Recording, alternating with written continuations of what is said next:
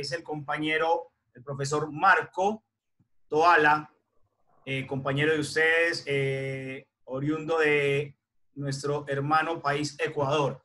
La formación académica de nuestro expositor, él es director técnico del Instituto Tecnológico de Fútbol, licenciado en Cultura Física en la Universidad Laica Eloy Alfaro de Manabí, magíster en Pedagogía de la Cultura Física, Universidad Técnica de Manabí, diplomado en Metodología de la Investigación de la Universidad Nacional Autónoma de México y está doctorando en la Universidad Nacional de Rosario de Argentina. Todo esto que les acabamos de presentar es prenda de garantía de que nos va a hablar un profesional, carta cabal, un licenciado, y del cual, como le digo a todos los profesores del día que les corresponde, profe Marco, gracias por compartir.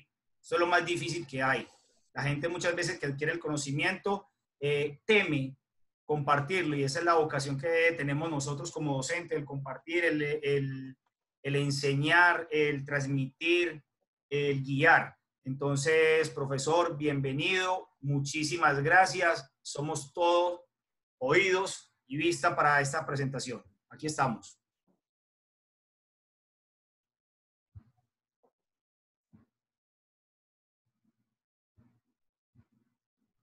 Profe Marco, ¿me escucha? Sí, sí. Hola, ¿cómo están? Muy buenas tardes. Gracias a ti, Sergio, por la oportunidad que nos da para justamente interactuar. Un saludo muy cordial a todos los profesionales en cultura física, en educación física, deportes y recreación. Personalmente, para mí es un agrado interactuar. Yo siempre digo que cuando uno tiene la posibilidad de estar al frente de una ponencia o una conferencia, uno también aprende de quienes le escuchan, ¿no? La idea no es transmitir, la idea es interactuar, y en ese sentido, pues hoy día para mí es un grato placer compartir con ustedes un tema tan importante relacionado justamente a un deporte como es el fútbol sala, ¿no? El trabajo tiene que ver con la metodología del juego colectivo como base de la formación en el fútbol sala. Para tal efecto, es necesario partir desde la fase de desarrollo del jugador de fútbol sala, ¿no? Hay una concepción que se divide en dos partes, ¿no? Porque el fútbol sala, si bien es cierto, es un deporte que se deriva del fútbol, pero como tal tiene sus propias reglas de juego y lógicamente tiene sus propias características. En la preparación, cuando ya se llega a la última fase, que es la fase 5 del rendimiento, se asemeja mucho con el alto nivel del baloncesto. Es decir, tácticamente es un deporte que tiene mucha similitud en ese nivel justo con el baloncesto. De hecho, pues se juega en una cancha con similares medidas, ¿no? Bien, entonces para lógicamente dar a conocer a ustedes cuáles son las fases de desarrollo del jugador de fútbol sala, tenemos que la fase 1 es la iniciación, la fase 2 es el desarrollo deportivo, la fase 3 es la tecnificación, la fase 4 es el perfeccionamiento y la fase 5 es la fase de rendimiento. Bien, les voy a ir detallando, ¿no? Las diapositivas ayudan mucho en este sentido, son claras, y podemos describir la línea del tiempo de la fase del jugador de fútbol sala. La fase 1, que es la fase de iniciación, es con el grupo de edad de 6 a 10 años, donde la característica es que el jugador aprende los conceptos básicos del futsal. Luego pasamos a la fase 2, que es la fase de desarrollo deportivo, que es para el grupo etario de entre 11 a 14 años. Y se comienza a entender el juego tanto en su parte de su estructura como en el juego colectivo.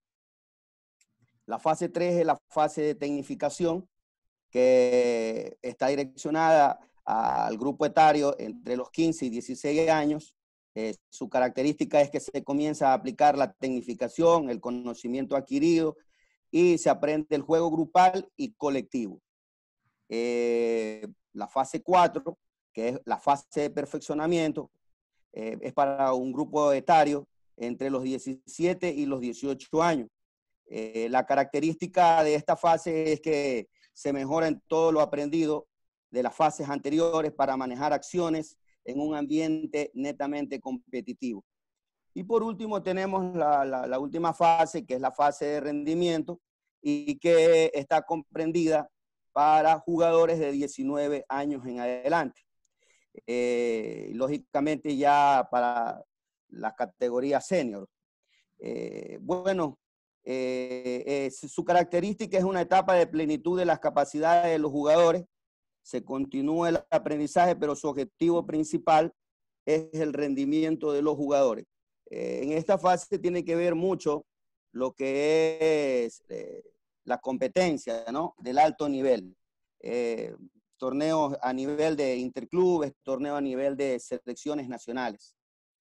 ¿Por qué es importante conocer cada una de las fases de desarrollo? Porque eso nos va a permitir pedagógica y metodológicamente adaptar los entrenamientos, ¿ya? Para que sean eficientes y potenciar las habilidades de los jugadores por categorías de acuerdo a cada una de las fases.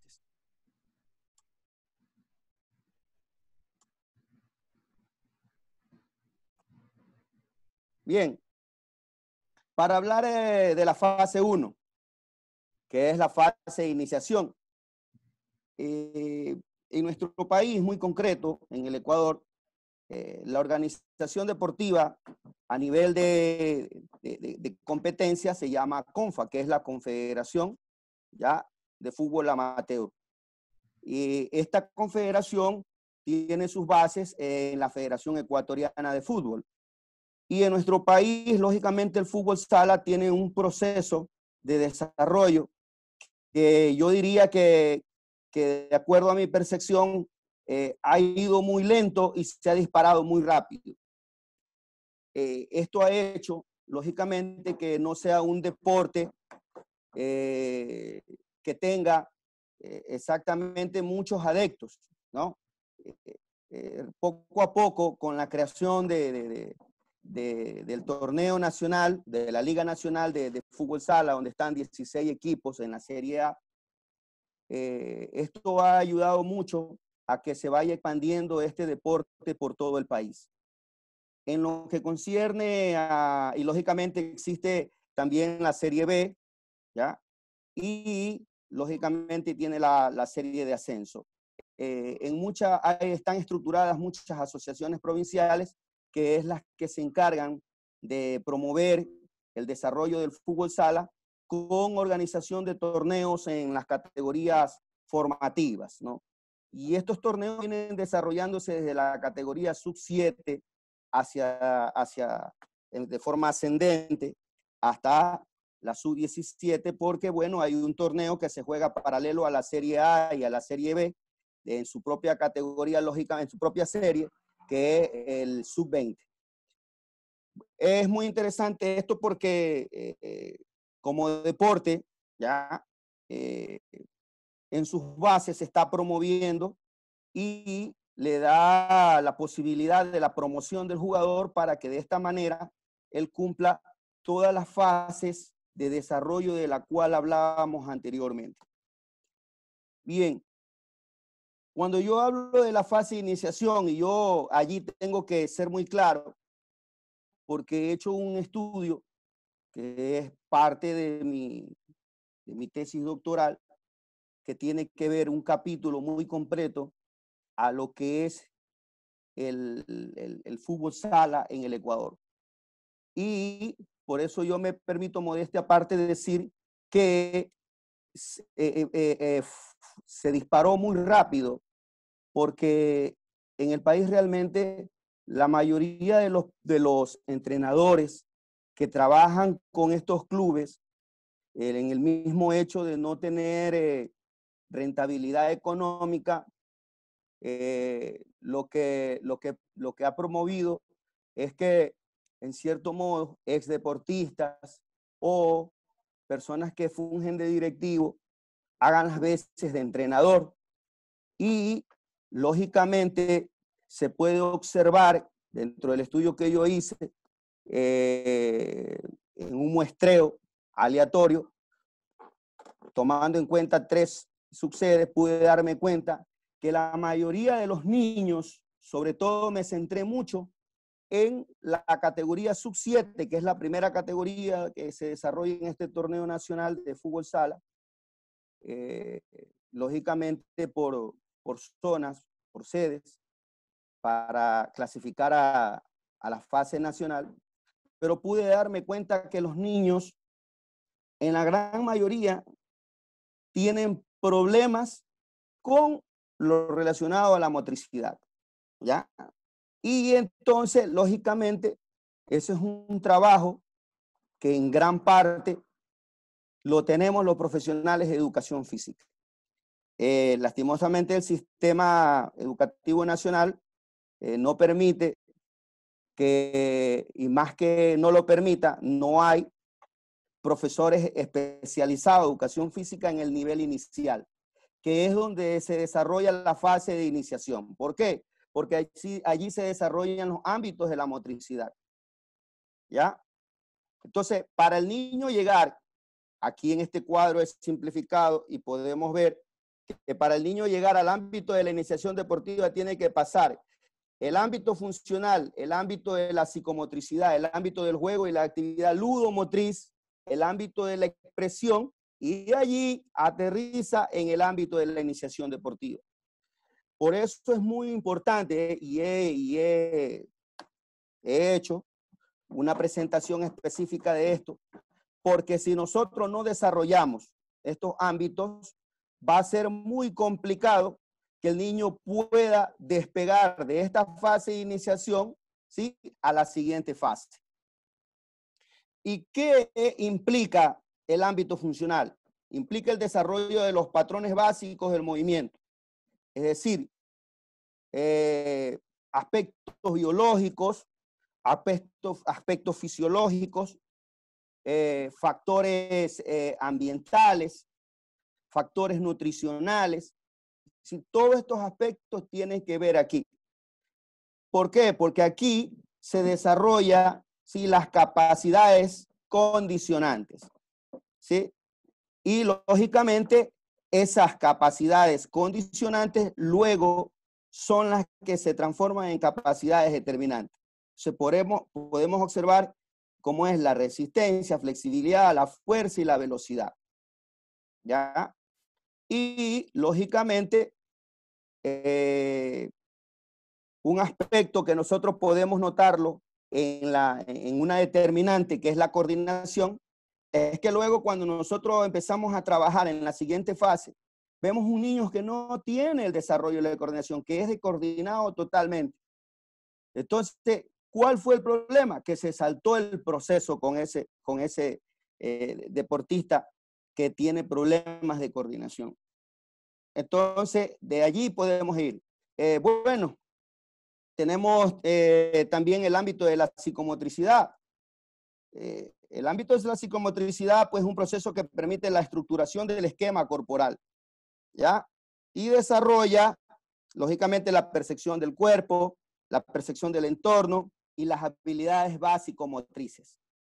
De esas que tanto nosotros hablamos, las habilidades básicas motrices o motrices básicas, ¿ya? Si el niño desarrolla, lógicamente, este ámbito de la psicomotricidad, no va a tener problema para desarrollar el ámbito del juego y la actividad ludomotriz. ¿Por qué? Porque en esta fase es donde el niño hace el estudio del pensamiento, es decir, un proceso de anticipación, decisión, y donde desarrolla los mecanismos del movimiento, es decir, la memoria motriz. ¿Cómo? A través del juego motor, que implica juego de reglas y juegos simbólicos, y luego el juego modificado. Para de allí ir, lógicamente, al ámbito de la expresión, donde el niño desarrolla el proceso de la comunicación interrelacional y el lenguaje corporal, ¿no? Como aspectos básicos, pues el conocimiento personal y la comunicación introyectiva. Y de allí recién entramos a lo que es el ámbito de la iniciación deportiva, que este es un proceso de integración grupal de donde hay cooperación, oposición, desempeño motriz y eficacia corporal. Entonces aquí recién parte en la iniciación deportiva como tal el juego escolar y los juegos cooperativos. Estos juegos, ¿ya? Estos juegos, como en la parte de iniciación deportiva, son juegos que nos van a permitir que el niño se vaya direccionando hacia el mencionado deporte, es decir, hacia el deporte que nosotros queremos enrumbar. Cuando empezamos a trabajar con niños de 7 años, ¿ya? Entonces nosotros, si en nuestro objetivo del día, como profesores de educación física, tenemos trazado en nuestra planificación a esa edad trabajar la iniciación deportiva y, por ejemplo, tenemos un determinado deporte, significa que nosotros, esos juegos deben de estar direccionados a ese deporte para que el niño vaya desarrollando los aspectos de los cuales estábamos hablando. Aquí podemos ver algunos juegos, ¿ya? Desde aquí el niño se va interrelacionando, porque hablábamos de la interrelación grupal, ¿ya? El niño, como puede ver, no trabaja de manera individual, sino que lo hace de manera grupal. Y está desarrollando todo, ¿sí? Potenciando todas sus habilidades básicas motrices, su percepción corporal. Es decir, en estos juegos podemos ver que están incluidos todos los aspectos que hablábamos de la fase de iniciación deportiva, de los 5 aspectos, lógicamente de los 5 ámbitos de los cuales hablábamos.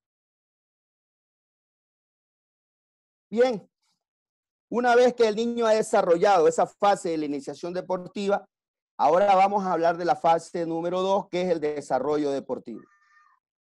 Y, lógicamente, nosotros tenemos que partir de los aspectos pedagógicos fundamentales. Cuando se trabaja en el campo deportivo dentro de una escuela de fútbol sala, o cuando también trabajamos en las instituciones educativas este deporte, ya sea como parte de la planificación de la sesión de clase o como parte, ¿sí?, de un microciclo de trabajo que hacemos en un club deportivo. Es muy importante conocer los aspectos pedagógicos fundamentales. Y los aspectos pedagógicos fundamentales están basados en la filosofía de juego, el estilo de juego y el modelo de juego. Un entrenador o un profesor tiene que estar orientado básicamente a estos 3 aspectos.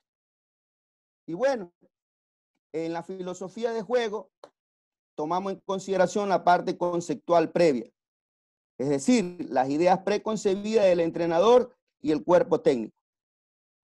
En esta filosofía de juego, ahí nosotros podemos ver a nivel internacional y también podemos observar en videos que hay varias filosofías de juego, ¿no?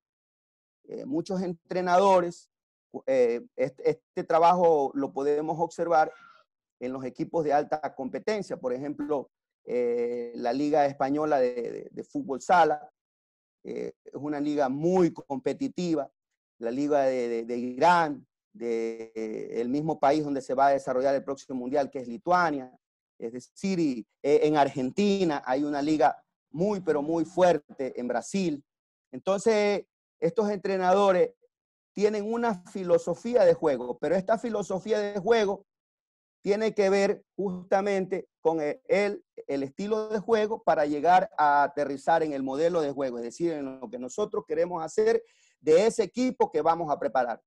Y esto no está alejado del deporte competitivo que del deporte digamos que escolar o colegial. en todo sentido va por el mismo, el mismo proceso que hay que hacer, ¿no? ¿Por qué?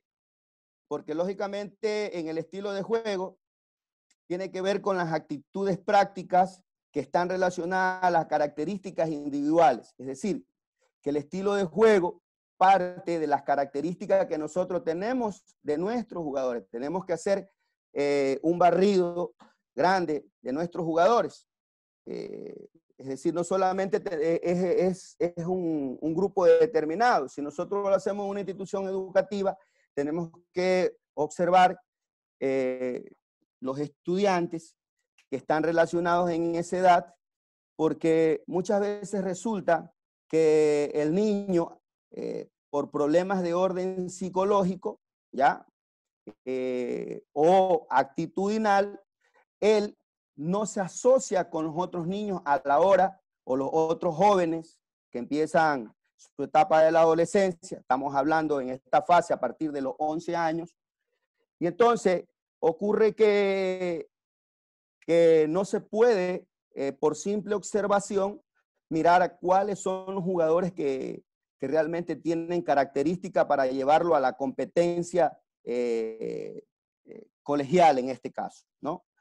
Eso en el proceso educativo. En el campo deportivo, formativo, bueno, hay que hacer visitas de barrios, hay que observar, porque en los barrios se encuentran muchos chicos en esas edades, hay que hacer convocatorias y básicamente no hay que esperar que el niño llegue. Una recomendación particular mía es que yo vivía ambos momentos, ¿no? En el uno esperaba que yo hacía la convocatoria y bueno, los chicos no llegaban todos, pero cuando uno iba a hacer la promoción a los barrios, a las instituciones educativas, resulta que la convocatoria ya se hacía bastante grande. Entonces, lo más recomendable, lógicamente, es buscar a los chicos en los barrios. Bien. Entonces, bien, en lo relacionado al modelo de juego, ahí sí, una vez que nosotros ya tenemos las características individuales, ahora sí podemos aplicar un modelo de juego. Como pueden ver, estos tres términos, ¿sí? Muchos los asocian y dicen que son lo mismo, pero en realidad no es lo mismo, ¿no? ¿Por qué? Porque en el modelo de juego ya es nuestro concepto, es decir, nuestra filosofía aplicada a la característica, ¿ya? Y de acuerdo a eso, vamos a hacer la práctica en función de los jugadores. Desde allí que podemos hablar de idea de juego como parte de la filosofía, es decir, es una idea que tenemos preconcebida. El estilo de juego nos permite una identidad de juego y el modelo de juego, de acuerdo a esas características individuales, nos da la aplicación de un sistema de juego. Pues bien, yo les hablaba primero de la idea de juego. En el fútbol sala, ¿ya? Para poder tener, digamos, una idea de juego, tenemos que conocer cómo está estructurado el campo de juego y cuáles son sus zonas. Perdón.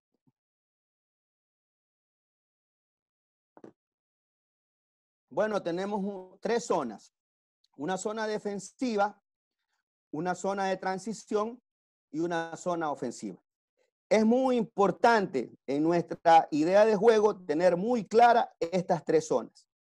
Y al chico hay que hablarle permanentemente de estas zonas para que ellos puedan interpretar lógicamente luego después el estilo de juego. En la identidad del juego, vamos a hablar de 4 ejes, ¿sí? Como ustedes pueden ver, es el mismo campo de juego, pero en la identidad de juego, recuerden que la identidad de juego tiene que ver con las características individuales que tenemos de cada jugador. En el fútbol sala tenemos un portero, tenemos un jugador que es el cierre, tenemos 2 alas, el ala izquierda y tenemos el ala derecha, ¿ya? Y tenemos un pívot. Como pueden ver, el cierre trabaja en la zona defensiva. La ala izquierda, lógicamente, trabaja por su flanco lateral izquierdo. El ala derecho trabaja por su flanco derecho. Y en el eje de creación, que es el pívot. ¿Ya? Y tenemos el eje de finalización, que es donde se concluye con las jugadas, ya sean esta de pelota en juego o de pelota parada. Bien, y aterrizamos en el modelo de juego. En relación al modelo de juego, es muy importante indicar que este tiene una importancia dentro del proceso práctico de lo que sucede en la realidad competencia. El fútbol sala ha cambiado mucho dentro de lo que es, digamos que su situación actual. Hay dos momentos. Anteriormente, los modelos de juego estaban basados en un modelo sistemático, ¿ya? La planificación era muy rígida, donde usted hacía una planificación a largo periodo, donde, por ejemplo, el profesor de educación física planificaba acorde a los días que tenía justamente como parte o sea, los días distribuidos para sus horas de cultura física. El modelo juegos moderno es donde se mide la realidad competencia. Es decir, nosotros tenemos que tener primero fijada cuándo va a ser la competencia. A nivel de instituciones educativas, es decir, para cuándo está fijada la competencia. Y a partir de allí, distribuir, ¿sí?, los microciclos de trabajo. Si nosotros tenemos 12 semanas, que es un promedio de 3 meses, en 3 meses tenemos los Juegos Deportivos Colegiales. Entonces, sobre esos 12 meses que tenemos que planificar, y la planificación, ¿cómo tiene que ir? Semana a semana, es decir, no la podemos hacer por las 12 semanas de las cuales hablábamos, sino que tiene que ser semana a semana, ¿sí? Sí, en esta parte se diferencia mucho del fútbol. El fútbol sala es así como se lo planifica, ¿no? Y bueno, en este modelo de juego tenemos que ver 4 aspectos. Primero, ¿cómo queremos entrenar? ¿Ya? Con las ideas preconcebidas, por lo general, nosotros queremos trabajar con el método globalizado. ¿Ya?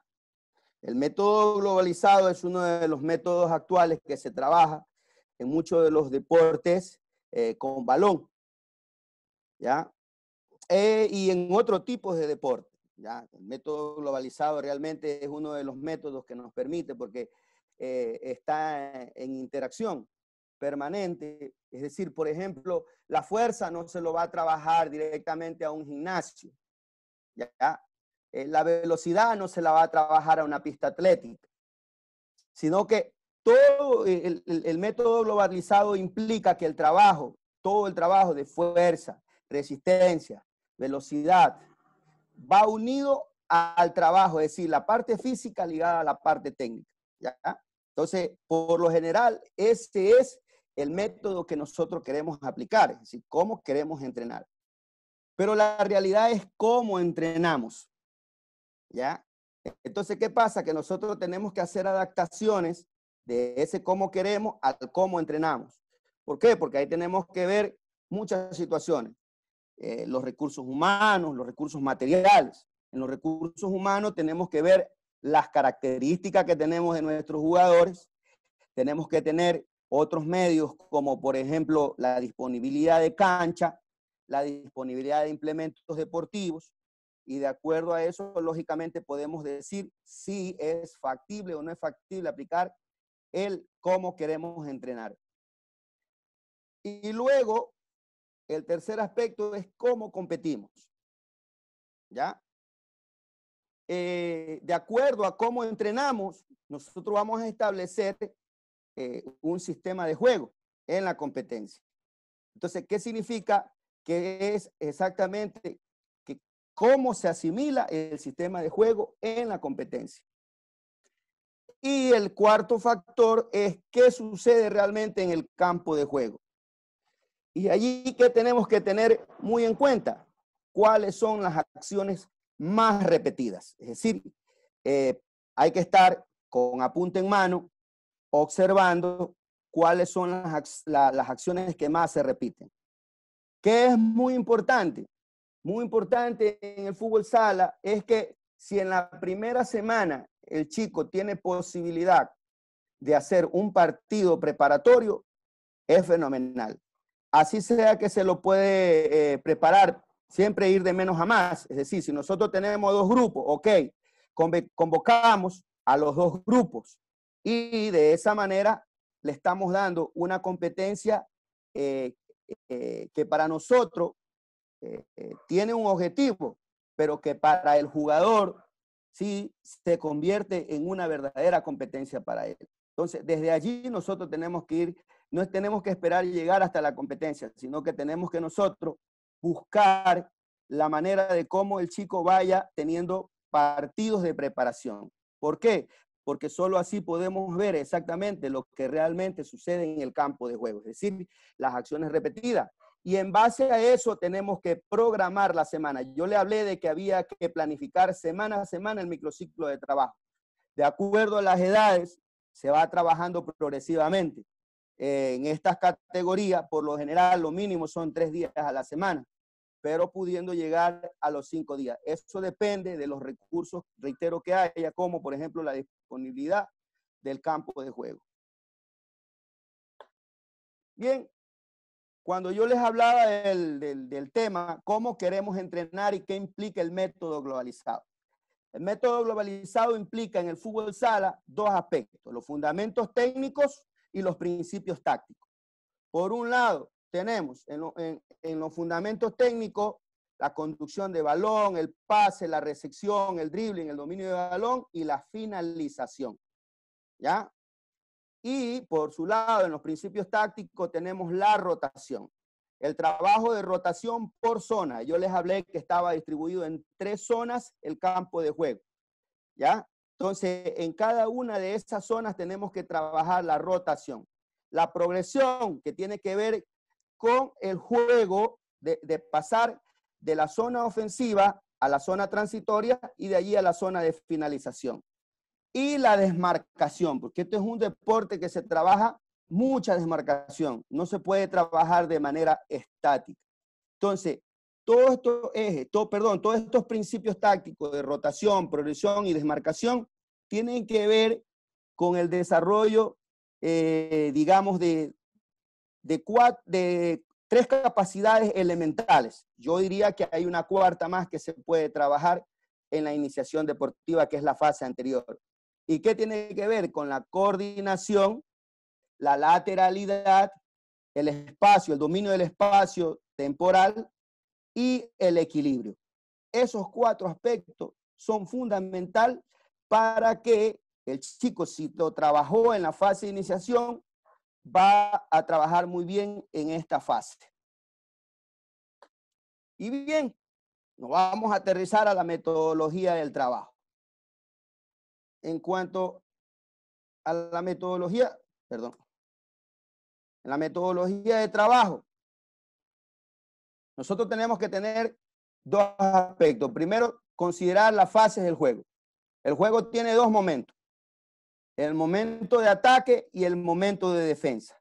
Entonces tenemos que considerar tanto en defensa como en ataque los 2 aspectos. En defensa tenemos que tener en cuenta que hay 2 momentos. La fase del juego donde encontramos a la defensa organizada y la defensa aposicional, que tiene que ver, digamos, como en términos muy claros para que lo entiendan, es una defensa desorganizada. Tenemos que entender los dos momentos, ¿ya? Porque si de repente el equipo rival nos coge en una posición de juego, de ataque, 2 contra 1, recuerden que nosotros en el fútbol sala se trabaja también con el arquero. El arquero forma parte de esa zona defensiva. Entonces, por lo general, el arquero cumple una función con el jugador que en ese momento en la rotación pudo haber sido cierre, ala o pívot. Pero ese jugador va a poder tratar de solucionar el momento, ¿sí?, de desequilibrio que hay y de inferioridad, porque estaría trabajando 2 contra 1 y el arquero ayudaría a ese trabajo de 2 contra 2. Bien, hasta que lleguen los otros jugadores a la zona defensiva. Y en ataque, asimismo se puede hacer la variante. Como podemos estar en inferioridad, podemos solamente estar atacando con un pívot o con un ala. Pero ese es el trabajo que también se debe de hacer, cómo hacer finalizaciones con un solo jugador. Bien.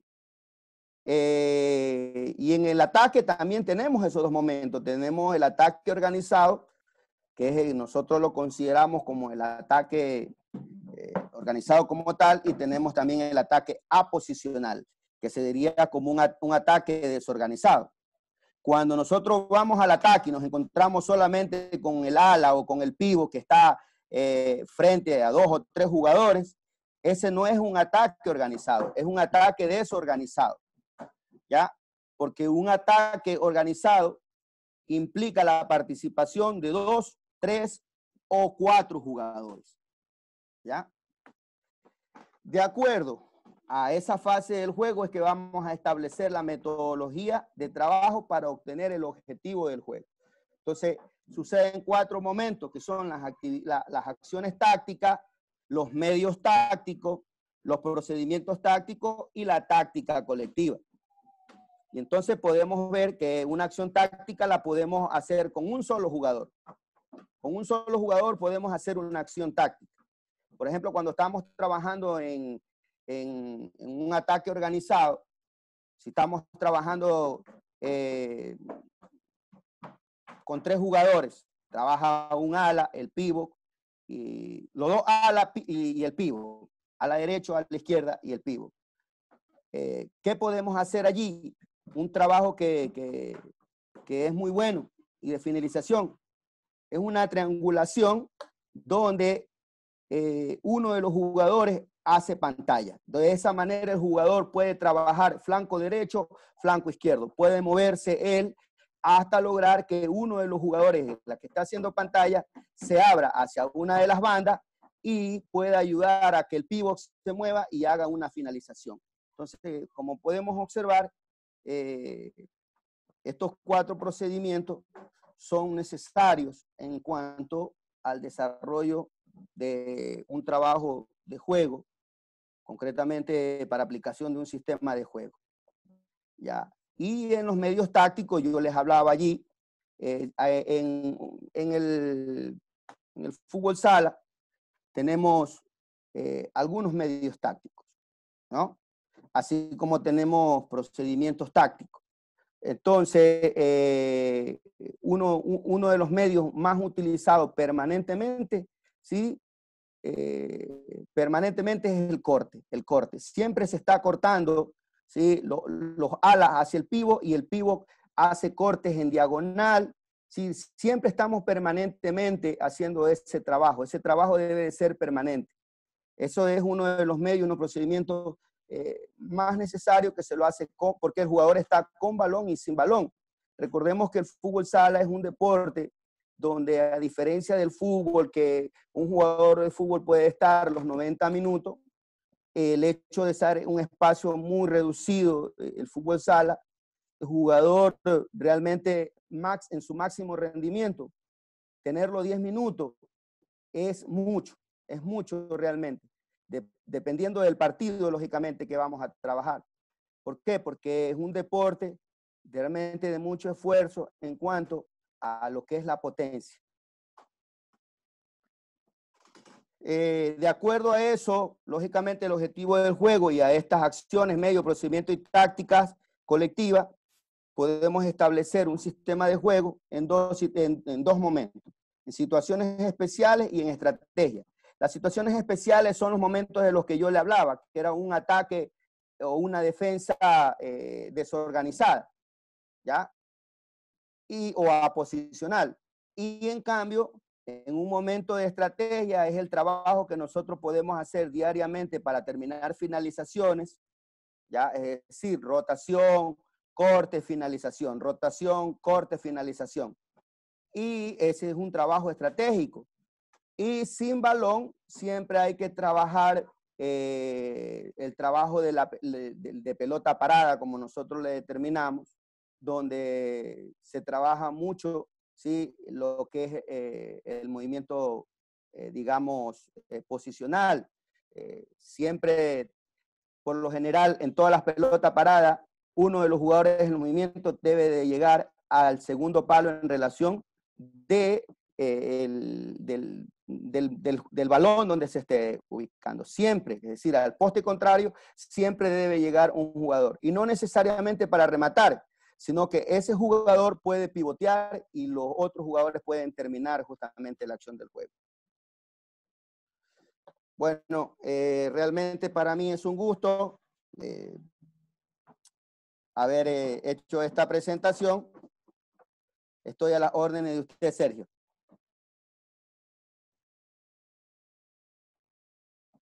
Hola. Hola.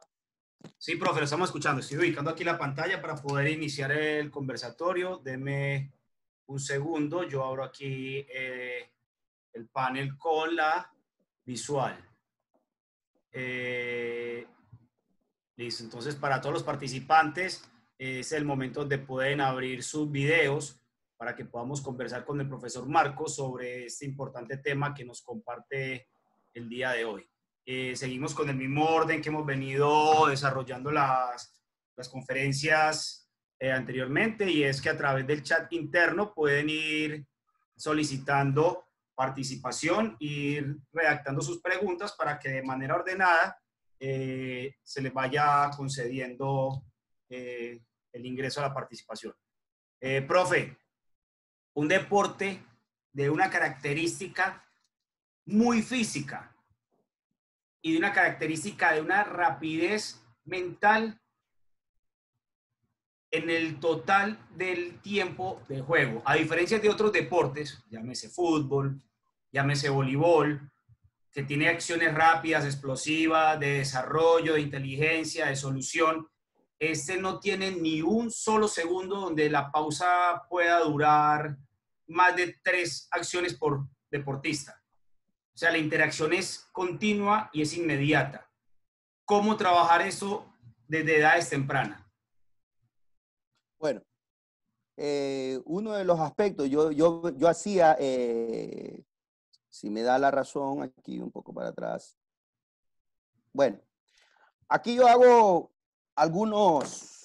he ubicado algunos gráficos que tienen que ver al trabajo de base en la formación deportiva para lograr el juego colectivo. En este gráfico podemos ver justamente cómo a través de este juego podemos desarrollar la velocidad, porque no solamente es una velocidad física, sino que es una velocidad mental. Es decir, este deporte no solamente que trabaja con la parte física, sino que tiene que ver mucho en la capacidad de resolución, la capacidad del pensamiento. Entonces se debe trabajar, se debe hacer hincapié en muchos trabajos de reacción, pero siempre aplicado al deporte. Nosotros en estos 5 jueguitos que están aquí, por ejemplo, aquí hay 3 momentos, ¿ya? Sí. En cada uno de esos nosotros podemos desarrollar, reitero, la rapidez física y la rapidez mental. Es por eso que en este deporte se debe trabajar el aspecto funcional que yo hacía hincapié al inicio, ¿ya? En la primera etapa de la infancia. Se debe trabajar mucho, mucho, mucho, y es un trabajo que lastimosamente no se lo hace, y luego nosotros tenemos que hacer adaptaciones con estos chicos, con trabajos que puedan orientarlo a desarrollar eso, porque no se ha desarrollado otra fase que es la percepción. Entonces es un deporte donde hay muchos movimientos. Estos movimientos, muchos son por percepción, otros movimientos son mecánicos, es decir, implica mucho el trabajo de la rapidez. Aquí es clave la participación de los docentes de educación física en las instituciones, aprovechando el escenario que es muy común en la mayoría de las escuelas, colegios. Fijo, hay una cancha múltiple donde se puede practicar baloncesto, voleibol y fútbol sala.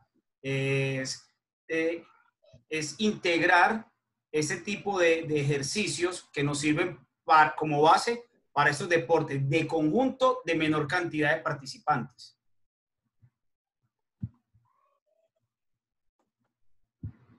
¿Me entiende lo que le dijo, profe? ¿Aló? Sí, ¿me escucha? A ver, sí. Repítame, por favor, que no lo escuché. Ajá, que de la importancia que tiene la intervención de los docentes de educación física en las escuelas e instituciones, aprovechando el escenario que normalmente hay, que es una cancha múltiple donde se puede jugar baloncesto, voleibol y fútbol sala, de integrar estas acciones motrices y de toma de decisiones para estos tres deportes, para el fútbol sala, voleibol, baloncesto. Tiene Sí, mucha sí. reacción. Sí, sí, sí. Indudablemente que los trabajos que vayan orientados al desarrollo de la rapidez, al desarrollo de la coordinación, al desarrollo del equilibrio, al desarrollo del dominio de espacio temporal, ¿ya? Todos esos juegos nos van a permitir que el niño desarrolle lo más fundamental en estos deportes, que es la capacidad de percepción. Eso es fundamental. Es decir, los juegos no solamente que deben de estar, el hecho mismo de que usted nos indica, ¿no? De que en toda institución educativa mínimo hay una cancha con esas medidas, ¿ya? Entonces esto nos va a permitir justamente desarrollar habilidad y destreza que luego pueden ser, que se transforman en características fundamentales de los jugadores ya en un momento que vamos a una segunda fase, que ya es la fase de desarrollo. Ok. Profe, ya por acá nos están empezando a generar las preguntas. Recuerde que son 5, se plantean para el desarrollo del conversatorio. ¿Cómo direccionar a los chicos en la zona rural a que lleguen al amor al fútbol sala? Ya que en esa zona se practica más el indoor de 6 integrantes. Me imagino que nos hablan de la adaptación de ese juego al fútbol sala. Ya. Una de las maneras que se pueden hacer es hacer en el momento nosotros, yo les hablé de que la cancha está dividida, ¿sí?, por 3 zonas. Entonces, lo ideal es que se empiece a trabajar, ¿sí?, por zonas, hacer juegos predeportivos por zona. Por ejemplo, un juego que puede ser muy adaptado a este deporte es el torito, donde podemos trabajar 2, 3, pero solamente con uno en la marca. Pueden trabajar 2 contra 2 en la zona de transición, ¿ya? Y pueden trabajar 3 contra 2 o 3 contra 3 en la zona de ataque. Entonces, esos jueguitos nos van a poder ir poco a poco a ir permitiendo de que el niño, no solamente en la zona rural, también en la zona urbana. Yo, por ejemplo, tengo el conocimiento que Puerto Viejo es una de las ciudades donde mucho la gente juega es el indoor fútbol, es decir, lo hace de a 6, no lo hace de a 5. Hay muy poca aceptación. Entonces ahí viene un trabajo mucho de los profesores de educación física, ¿ya?, de ir haciendo estas adaptaciones de las cuales yo estoy hablando en la clase y que es donde tenemos los niños y podemos hacer estos juegos de introducción para que los niños vayan. Por eso yo partía de lo fundamental, que es conocer las zonas del campo de juego. Si nosotros conocemos la zona del campo de juego y luego conocemos los ejes del juego, ¿ya? Entonces, de esa manera podemos trabajar con los niños. Podemos hacer opciones de trabajo de rotación, ¿ya? Donde podemos ubicar arquitos en cada lado. Es decir, y podemos trabajar el arco grande más 2 arcos pequeños a los costados, en las áreas laterales. Entonces, de esa manera nosotros podemos ir introduciendo estos juegos predeportivos a los juegos propios, al juego, digamos, a las acciones tácticas propias del juego. Entendido. Profe, nos hablan acá del tema del reglamento. Nos dicen, me imagino que debe ser el profe de allá de la zona de Ecuador, y nos habla de si la reglamentación es la misma o se modifica cada año. Él pone un ejemplo, en su zona están jugando con las mujeres como una reglamentación, y cuando ya van a participar a nivel nacional se encuentran con otro tipo de reglamento. Nos habla aquí el profesor Castillo. ¿Qué nos indica sobre eso? Ya, al respecto informo, las reglas del juego del fútbol sala, el fútbol sala es un deporte universal, por tanto las reglas del juego son universales, pero siempre hay modificaciones a las reglas, siempre por eso se hace anualmente, ¿no? Siempre se hace cursos de actualización de conocimiento a los árbitros, ¿ya? Y lógicamente siempre esas actualizaciones llegan también hacia los docentes, o al menos se los cuelga en alguna página donde pueda ser visible, que tenga el acceso el entrenador o el profesor de educación física. Por ejemplo, ustedes ahora pueden ir a CONFA, que es donde está, digamos, el deporte federado para los clubes. Ustedes pueden de ahí descargar, digamos, las reglas de juegos actualizadas, y en el caso de los juegos colegiales, es en este caso nosotros, FEDESMA, que tiene que justamente pedir las actualizaciones previo a la organización de los campeonatos para que pueda llegar esas actualizaciones a los profesores y de esa manera no tener inconvenientes en el momento de la competencia, porque realmente, como les decía, sí, el fútbol sala tiene su reglamento.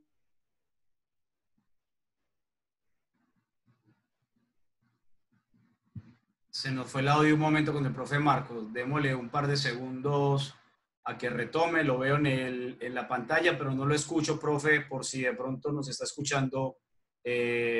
Acuda ahí a organizar la imagen. Mientras tanto, les digo, por acá hay una pregunta o un comentario, que si para este deporte se trabaja o se trabajaría en puros espacios reducidos. Mientras el profe Marcos, que no lo siente, no siento aquí la señal de él, no sé. El profe hemos perdido conexión con el profe Marcos. Vamos a darle un momento que se vuelva a reincorporar en la sala. Déjeme que estoy buscándolo por acá. A ver si se le fue la señal.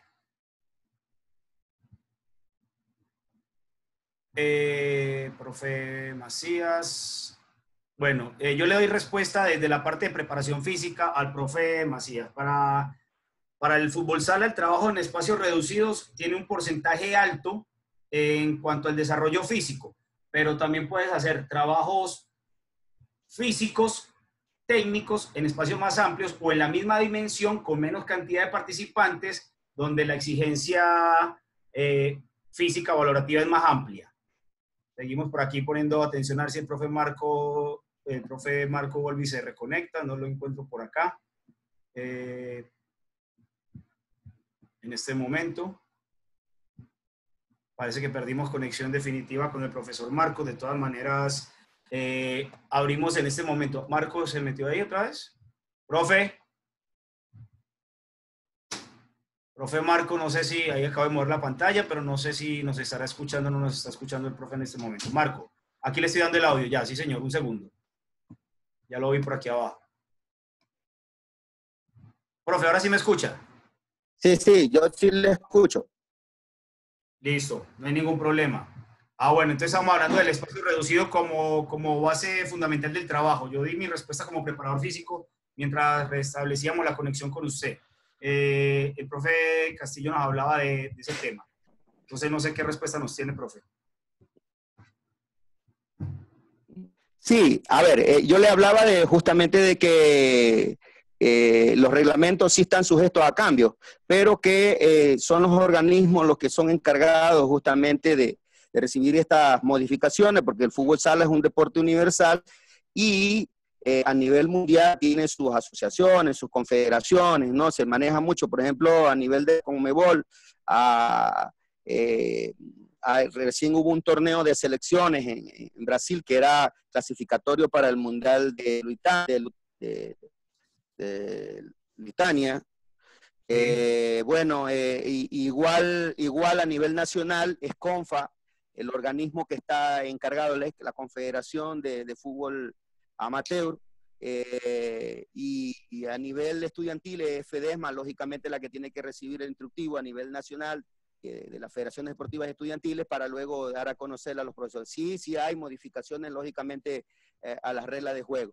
Y es muy importante que quienes están ejerciendo la función de directivo, pues lógicamente socialicen para que los profesores no tengan inconvenientes. Yo también escuchaba un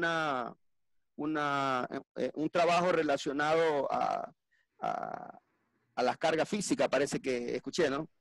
Es que nos decían que si todo el trabajo que se debe desarrollar para el fútbol sala debe ser en espacio reducido. Entonces yo di mi posición como preparador físico, dándole un porcentaje alto del desarrollo de las capacidades y cualidades físicas en esos espacios cortos. Pero también podríamos trabajar con menos cantidad, generándole un espacio más amplio al deportista en las mismas dimensiones, o trabajarlo en unas zonas más grandes para desarrollo físico-técnico.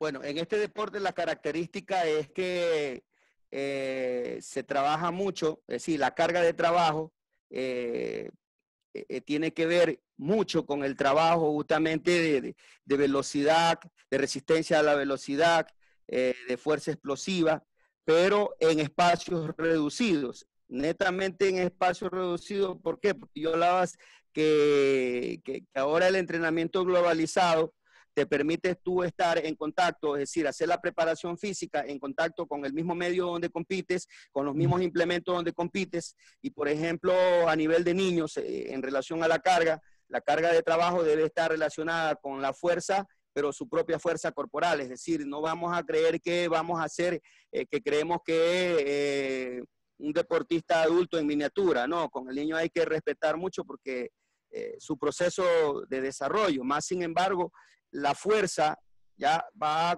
relacionada a su propia fuerza corporal, es decir, podemos hacer estos trabajos. Y en cuanto en lo específico, es muy importante ya desde esta categoría hacer el control de la carga. Usted sabe, profesor, que en preparación física se hace mucho lo que es el trabajo del control de la carga.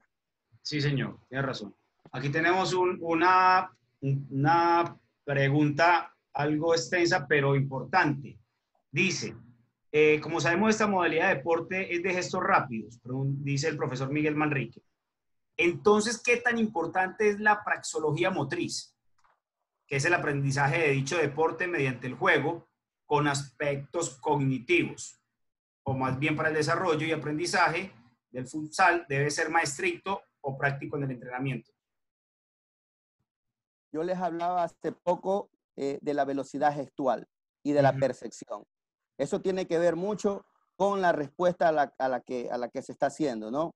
Es decir, en las primeras etapas de vida, justamente en la etapa de la iniciación, es donde más se debe trabajar este aspecto. Este aspecto, yo hablaba de la velocidad gestual. La velocidad gestual, digamos que es uno de los aspectos que va relacionado. La velocidad y la fuerza da como consecuencia la potencia. Y en este deporte es lo que eso más se trabaja, sobre todo para la finalización. En las finalizaciones se trabaja mucho, en los desbordes de los flancos laterales se trabaja mucho la capacidad de resolución, la velocidad gestual.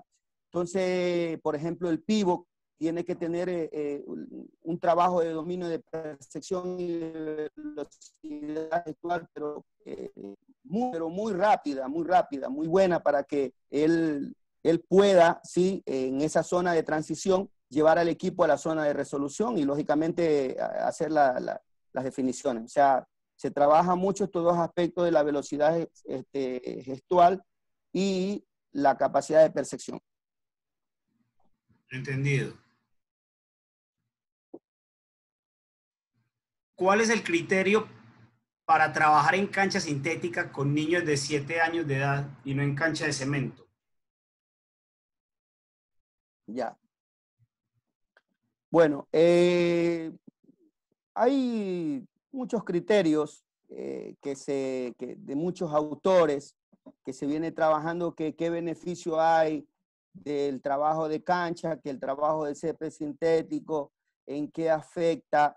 Yo hablaba hace poco de justamente que después en el estilo de juego, hablábamos de las características, hablábamos de los medios, y tiene que ver, yo no sé si ustedes no han tenido la experiencia que hay jugadores que rinden de una manera en una cancha de tierra, no se adaptan a la cancha de cemento y peor a una cancha sintética. ¿Ya? Hay jugadores de fútbol profesionales que no se adaptan a una cancha sintética. Entonces, ¿qué es lo ideal? Lo ideal es que el niño, ¿sí?, se interrelacione con estos ambientes. Que si el niño se interrelaciona con estos ambientes desde la etapa de la iniciación deportiva, no va a tener ningún problema en las siguientes fases, ¿ya? Y bueno, lo que sí es muy importante, respetar los procesos. Por ejemplo, en el cemento se hablaba mucho de que, por ejemplo, el niño podía romperse los cartílagos de crecimiento por el efecto de caer en una especie rígida, ¿no? Pero nuevos estudios justamente dan a conocer todo lo contrario, que más bien es en la preparación del deportista que se excede la carga de la fuerza y que por tanto es allí donde se produce el rompimiento del cartílago de crecimiento, con consecuencias realmente funestas para la vida de ese futuro deportista, ¿ya? Entonces, por ejemplo, en la actualidad, en nuestro país, ya no se juega, muy poco se juega el fútbol sala sobre especies de canchas de tabla, sino que se viene trabajando mucho ya en canchas de cemento. Es decir, esa concepción ha ido poco a poco y en el mundo entero, no sé. Si las condiciones dan para trabajar tabla, se trabaja en tabla. Si las condiciones dan para trabajar en cemento, se trabaja en cemento. Y lógicamente, si tú tienes la posibilidad de trabajar en césped sintético, pues es bueno porque el niño se va a adaptar a ese medio. Se han perdido los escenarios de maderame. Se ha ido reemplazando por unos polímeros y unos materiales sintéticos que con una rigidez que requiere el deporte combina una especie de amortiguación que si bien es controlada y tiene unos requisitos de calidad por medio de las federaciones internacionales, es el lugar pues donde se practica a nivel reglamentario. Aquí nos hablan de la inclusión o nos preguntan de qué tan conveniente o de qué forma se debe incluir un niño con una pequeña discapacidad en la práctica del deporte, obviamente. Bueno, habría que ver qué discapacidad, pero sí, porque la discapacidad tiene un ámbito bastante amplio, ¿no? Tenemos la discapacidad visual, la discapacidad auditiva y la discapacidad física y la cognitiva. Entonces, realmente habría que ver muy concreto. Pero lo que le puedo informar es que en todas esas discapacidades hay los deportes adaptados. Entonces sí se puede realizar. Sí se puede realizar. La pregunta era si se podía o no se podía realizar, ¿verdad? Sí, claro, sí se puede realizar. Y ese tema lo tocamos ayer con la doctora María Carla Sayavedra en la ponencia de psicología y nos mostraba el ejemplo de que dependiendo del tipo de discapacidad desarrollan otras habilidades. Entonces creo que sí, sí quedó resuelta la pregunta de la profesora. Para terminar, aquí tenemos la última y nos habla del tema del reglamento. Me imagino que el tema del indoor en Ecuador tiene un peso grande porque vuelven y nos lo mencionan por acá, que si pueden confundirse con el reglamento o no. Yo antes de que responda usted como especialista, yo creo que los niños, a través de la diversidad de los deportes donde los debemos de ir llevando en rotación deportiva, en que vayan explorando y experimentando, se pueden familiarizar, pueden practicar 2, 3 deportes de manera recreativa y de manera competitiva, absorben rápidamente. Ahora le traslado la pregunta a usted. ¿Tiene problema de confusión en el reglamento? Bueno, yo hablaba de que realmente en nuestro país el fútbol sala, se introdujo el fútbol sala hace unos 14, 15 años al Ecuador. Y empezó poco a poco hasta que se formó la Liga Nacional. Actualmente está totalmente regulado. Yo le hablaba de cómo está la estructura actualmente en el Ecuador. En el deporte estudiantil está incluida la competencia del fútbol sala y como tal, yo creo que donde debemos de ir, yo les hablaba de que este desarrollo empezó muy rápido porque no permitió que, y yo les hablaba de que a nivel de las ligas, quienes manejan estos equipos no son precisamente profesores de educación física, ni mucho menos entrenadores formados. Allí hay un distanciamiento y por eso yo decía que el desarrollo ha sido muy acelerado porque en nuestro país hay pocos profesores o pocos entrenadores capacitados para este deporte concreto como es el fútbol sala. Y entonces eso ha ido, lógicamente, que en detrimento de que se presenten interrogantes como la que nos hacen, si las reglas de juego del indoor fútbol ya afectan, digamos que, o causan problemas de confusión con las reglas del fútbol sala. Yo creo que somos nosotros los encargados de eso. Es más, incluso el indoor fútbol, al no ser considerado como un deporte, sino como un juego recreativo, así es como está considerado, ¿ya? Podríamos darnos cuenta que es un juego que como tal tiene variantes a la regla. Es decir, el indoor fútbol tiene, en una zona se lo juega de una manera, con unas reglas de una manera, en otras zonas tiene adaptaciones a otras reglas, y en un torneo que se hace en un barrio, ellos se ponen las propias reglas, es decir, tiene variaciones. El fútbol sala no. Yo hablaba de que las reglas del fútbol sala son universales. Entonces, yo creo que por ese lado, más bien la tarea nuestra es para los profesores de educación física, netamente hacer énfasis para que los directivos entreguen las reglas actualizadas, las puedan socializar y de esa manera el proceso de edificación o construcción del deportista en fútbol sala vaya por un proceso que esté regulado de acuerdo a las reglas de juego. Y para los clubes, lógicamente, tener en su organismo oficial, que es CONFA, ¿sí? De hecho, yo sí he encontrado reglas de juego ahí en la página de CONFA, se puede obtener las reglas de juego. Pero creo que preguntas más claras en relación al arbitraje las podemos hacer posteriormente. Ya tengo entendido que de acuerdo a la agenda del Congreso, vamos a tener la posibilidad de tener una persona que pueda dar luz en cuanto al reglamento. El día lunes tenemos un ponente, es árbitro profesional, que nos va a ayudar con todo ese tema de diferenciación. Termino con esta, y esta es mía. En la malla curricular establecida por el Ministerio de Educación de Ecuador, el fútbol sala hace parte de la temática en educación física. Primero, si hace parte o no. Y segundo, ¿desde qué edad la dan de darse? Bueno,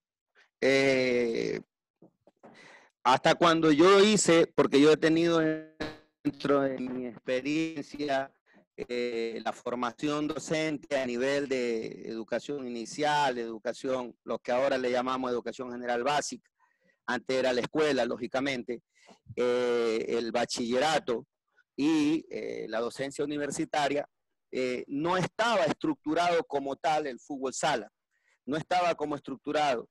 Más sin embargo, es un deporte que se lo ha estado introduciendo mucho, ¿ya? Si no está, toca realmente, porque también la malla es flexible, te permite a ti, ¿sí?, hacer adaptaciones. Y dentro de esas adaptaciones del fútbol, tú puedes hacer adaptaciones al fútbol sala. Más aún si en la mayoría de las instituciones educativas no disponen de espacios amplios, sino que más bien disponen de espacios que son los específicos para el fútbol sala. Entonces mi recomendación es esa. Si está dentro de la malla, hay que hacerlo. Hay que hacer énfasis en que pueda desarrollarse este deporte, ya que está considerado dentro de la malla, y si no está, el fútbol como tal nos permite hacer adaptaciones curriculares con la pedagogía aplicada a lo que nosotros hemos explicado con el fútbol sala, tendiente a irlo desarrollando por su fase. Yo ya expliqué sus fases y entonces es importante hacer adaptaciones curriculares que nos permitan justamente desarrollar este deporte. Eso ya queda en manos de nosotros como docentes, generarle ese bagaje motriz y ese amplio conocimiento de las diferentes fases del deporte, desde lo que es la exploración, la fase predeportiva, el deporte recreativo y ya luego el deporte competitivo, también según sus etapas y la edad de maduración del niño. Siempre, y eso lo recordamos, estamos trabajando en la formación psicológica, biológica, de carácter y personal de nuestros estudiantes. Entonces, la invitación a tener cuidado, ser amplios en la información y precavidos. Recuerde que en estas edades, si bien la competencia que genera el mismo deporte en cualquiera de sus disciplinas, lo importante es el crear o el desarrollarle criterios de comportamiento, de respeto a la regla, de convivencia, del deporte desde la parte socioafectiva, desde la sociología del deporte, la interacción con los demás competidores, compañeros de equipo, y que eso lo termine de formar en la parte que nosotros complementamos. Nosotros desde la educación escolar hacemos un complemento a lo que la familia como tal debe dar. Entonces, ahí está la invitación del profe Marco a que incluyan, aprovechando la flexibilidad que da la malla curricular, el fútbol sala en sus instituciones. Profe, muchas gracias. Muchísimas gracias por compartirnos. Esperamos que cuando se reciba como doctor en Argentina y vaya y nos traiga mate de allá de Rosario, ¿yo? Para que nos comparta. Gracias. Señores, voy a hablar de tres puntos. Yo quería hacer una, profe, si me permite. Sí, dígame. Yo quería hacer una acotación. Cuando yo hice hincapié en mostrar la fase del desarrollo del fútbol sala, por el hecho de que el tema era sobre la metodología del juego colectivo como base de la formación, yo me permití solo hablar de estas dos fases, que es la fase de iniciación y la fase de desarrollo deportivo. Claro. Queda pendiente otro aspecto que ya no está considerado con el tema de formación, que es la tecnificación, el perfeccionamiento y el rendimiento. En algún momento, ojalá en otro seminario podamos también hablar de estos tres aspectos que, digamos, son ya para el desarrollo del fútbol sala encaminado ya al alto rendimiento. Aquí únicamente hemos hablado de la fase de iniciación, que es de 6 a 10 años, y la fase de desarrollo deportivo, que es 11 a 14 años. Es decir, en eso ha estado centrada esta ponencia. Igual mi agradecimiento a todos. En su gran mayoría tengo la oportunidad de haber interactuado en otros eventos. y igual estoy a las órdenes cuando alguna institución deportiva o algún club requiera justamente de algún conversatorio, una charla, una conferencia, siempre a las órdenes. Usted habló de que una de las formas que nos engrandece a los profesionales, más que todo en el campo del deporte, en el campo de la educación física, del deporte y la recreación, es interactuar. De esa manera sumamos conocimiento. Así que siempre a las órdenes. Muchas gracias. 3 puntos para darle fin a la reunión del día de hoy. Recuerden comunicarse con sus coordinadores de cantones, de distritos, de asociaciones para todo lo que es la información de los formularios que deben de llenar. Aproximadamente a las 7 de la noche enviaremos el formulario con las 5 preguntas correspondientes al día de hoy. En los formularios siempre está el link de la página Academia de Fútbol en Instagram y está el link del video en la plataforma YouTube para que puedan apoyarse en él. Son 20 horas complementarias fuera de la charla, deben de revisar los videos y responder los cuestionarios. Hoy transmitimos a través de Instagram Live esta charla. En el momento que ustedes están ahí viéndolo por Zoom, hay compañeros de ustedes que no pudieron ingresar a la sala y a través del Instagram pudieron estar presentes. Por eso les decía desde el primer día, agreguen Academia y Fútbol en Instagram, agreguen Federación, Federación, que es de Fedesma, y Alesma-2020 para que tengan otros canales de comunicación. 10 de la mañana del día siguiente se cierra el formulario y se hace la tabulación de las respuestas para el efecto de la asistencia y la certificación. Mañana, viernes, tenemos a Frankie Oviedo, es jugador de la Selección Colombia que estuvo en Mundial del 98, que estuvo en varias Copas Américas y está radicado hoy día en Tijuana, en México, y es técnico del fútbol femenino. La particularidad que nos va a contar Frankie mañana es cómo pasar de ser jugador de alto nivel a ser entrenador y pasar de ser jugador, obviamente rama masculina, a ser entrenador femenino, y no solamente por vocación, sino por pedido de sus hijas. Entonces mañana vamos a ver esa faceta del entrenador docente que a través de una situación de vida decide o tiene la opción de dirigir o de ser entrenador de sus hijas y lo lleva en el camino del éxito que tiene hoy día. El fútbol femenil en México tiene un alto nivel económico, un alto nivel deportivo y de difusión. Entonces mañana vamos a escuchar al Flaco hablar de ello. El lunes tenemos el árbitro, el martes tenemos el atletismo como base en todos los deportes y el miércoles la preparación física con el profesor Barragán. Esas son las 4 charlas que nos faltan. Entonces, este es el momento de saludar a los profesores. Podemos abrir en un segundo, les abro los micrófonos. Un saludo entre todos y damos por terminada el conversatorio de hoy. Denme un segundo. Aquí estoy permitiéndoles que abran sus propios micrófonos. Y muchísimas gracias. Saludos a cada uno de ustedes. Gracias, profesor. Gracias, hasta el día de mañana. Muchas Gracias por todo, hasta el día de mañana. Nos vemos pronto, muchas bendiciones. Bendiciones para todos. Conocimiento impartido. Colegas, bendiciones para todos. Mañana.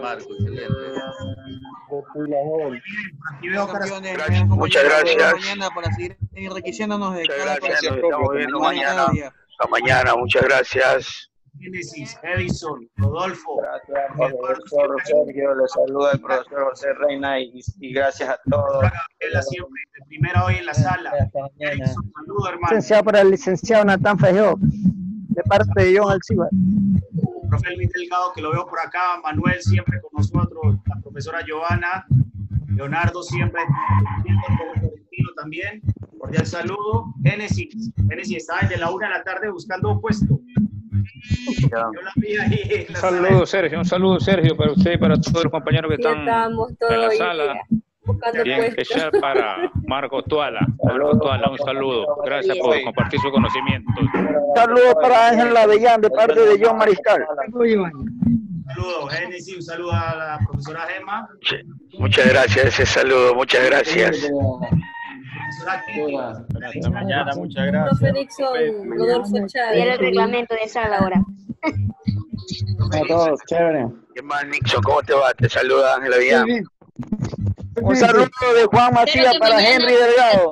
Bravo Delgado. Hola, Saludos allá, hola, hola, hola. Puerto Viejo. Un saludo, colegas. Kiko, ¿cómo te va? ¿Qué tal? Te saludo, Que saludos. sea un buen día productivo para cada uno de ustedes y que hayamos aprendido hoy algo especial. Soy de Chones. Cómodo ahí se ve. Un saludo para todos, colegas, y hasta el día de mañana, Dios mediante. Claro que sí. Listo, compañeros, pasen bien, buenas tardes. Que estén muy bien. Nos vemos. Chao, hasta mañana. Profesor Marcos. Paco Soy, saludos. Hasta mañana.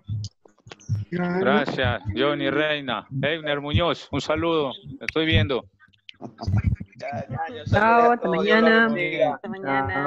Cuídense, pasen bien todos. Hasta mañana. Chao. De igual manera.